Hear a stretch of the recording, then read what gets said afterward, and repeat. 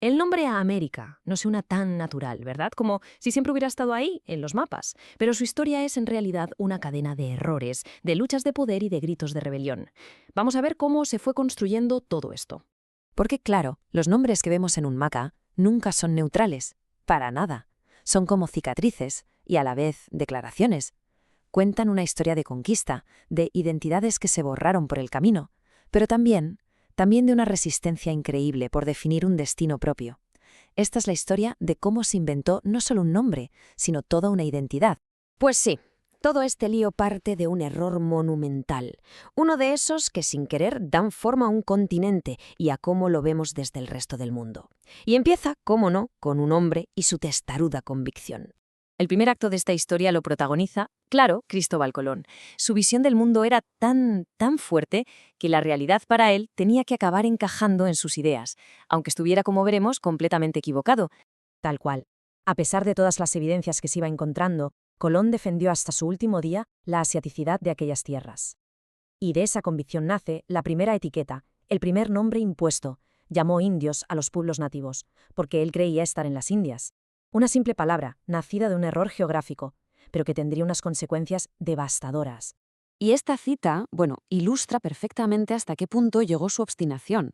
Después de su tercer viaje, al toparse con la inmensidad del río Orinoco, en lugar de pensar, oye, esto es algo nuevo, construyó esta teoría tan fantasiosa. ¿Por qué? Porque no podía aceptar que hubiera una cuarta parte del mundo. Le rompía los esquemas. Para la cosmovisión europea de la época, el 3 era un número perfecto.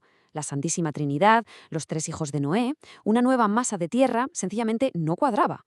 Pero ojo, porque el nombre que finalmente se quedó no vino de ningún conquistador en el campo de batalla, sino de un grupo de eruditos en un tranquilo y remoto monasterio europeo.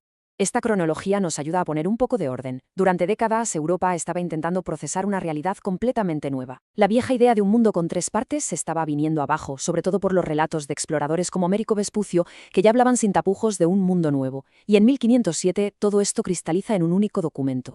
Este mapa se creó en la abadía de Saint-Dié, en Francia. Allí, un grupo de monjes cartógrafos, que estaban fascinados con los escritos de Vespucio, decidieron que esta nueva cuarta parte del mundo se merecía un nombre propio. Y aquí viene el detalle crucial. Eligieron llamarla América, en honor a Américo Vespucio, y lo pusieron en femenino, América, para que sonara igual que los otros continentes, Europa, Asia y África. Un acto de bautismo, sí, pero hecho a miles de kilómetros de distancia, y por supuesto, sin consultar a ninguno de los pueblos que ya habitaban esas tierras. Este bautismo europeo, junto con el error original de Colón, tuvo una consecuencia profundísima y muy duradera: la creación de una categoría, de una palabra, que metió en el mismo saco a cientos de culturas distintas. Esto es fundamental entenderlo. Indio no era una palabra que describiera a nadie, era una etiqueta impuesta desde fuera, una herramienta colonial que servía para borrar la historia, la lengua y la identidad de millones de personas. Se convirtió, simplemente, en la palabra para nombrar al otro, al conquistado. El contraste en esta diapositiva es que es brutal.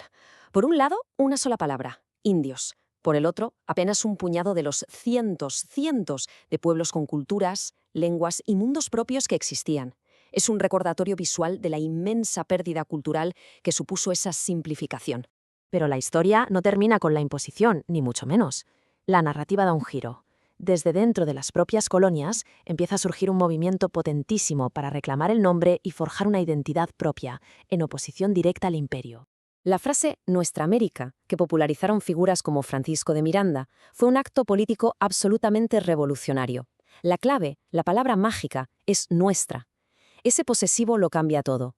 Ya no es la América de España, es una América que se reclama a sí misma, que empieza a buscar su propio camino. Esta famosa cita de Simón Bolívar lo clava, de verdad, captura la esencia de esa nueva identidad criolla. Se define sobre todo por lo que no es. No es europea, pero tampoco es puramente indígena. Es algo nuevo, una mezcla, un género intermedio que está buscando su lugar en el mundo. Y lo más importante es que esta identidad se está forjando en plena lucha por la independencia. Y el concepto siguió evolucionando, no se quedó ahí. Un siglo más tarde, el pensador cubano José Martí le da un significado nuevo y mucho más profundo. Su Nuestra América es más inclusiva, hace un llamamiento a los pobres de la tierra y, sobre todo, advierte de un nuevo peligro. Dice que la América española debe declarar su segunda independencia, pero esta vez del creciente poder de Estados Unidos.